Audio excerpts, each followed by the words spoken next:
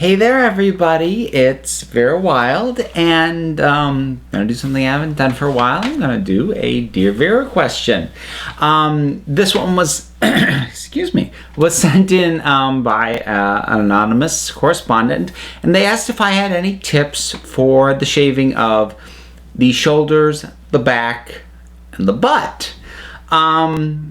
And I can tell you a little bit of my own experience. The first is that I'm incredibly fortunate that I don't have and never have had excessive amounts of body hair. And a lot of that, like back, I really haven't had to deal with at all. Shoulders and rear end, a little, and again, I'll describe my own experiences. The first thing I'm going to bring up is understand that dealing with any of these three areas is going to be difficult and annoying for possibly even more reasons than you would think. So there's that, and you're going to want to consider how badly do I actually need to do this. In all three cases, having help will make it easier. So if you have a partner or anyone willing to assist, that's gonna make a big difference. So and in general, if you have an especially hairy back or shoulders, my first recommendation is just gonna get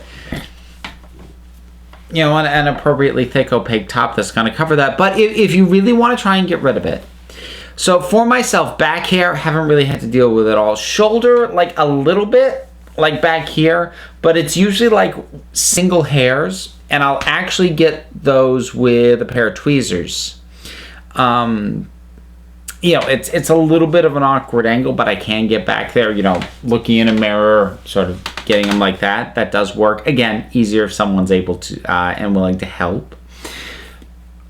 But shoulders aren't too bad, to try and shave. And it also helps that when it comes to shoulders, that's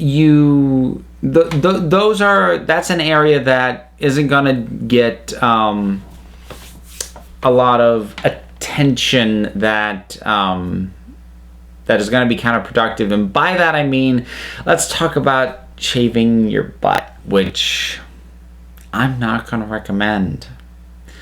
I have done that. I have tried that. Again, I'm pretty fortunate. What I've got back there is basically peach fuzz. It's not particularly thick. It's very light, both in its density and its color. But, I wanted to try and feel smooth back there. So I did give it a go, and I don't recommend it. The thing is that your skin back there is just, it's not going to be used to it. It's not going to be used to being shaved, and it's not going to be used to not having the protective layer that the hair offers. And as a result, normally, shaving my face, my legs, I don't get a ton of razor burn, irritation, shaving bumps. I got a lot more of those when I tried to shave my backside, though. And that, and I thought initially, I just need to do it more regularly, so I kind of adjust and get used to it. No.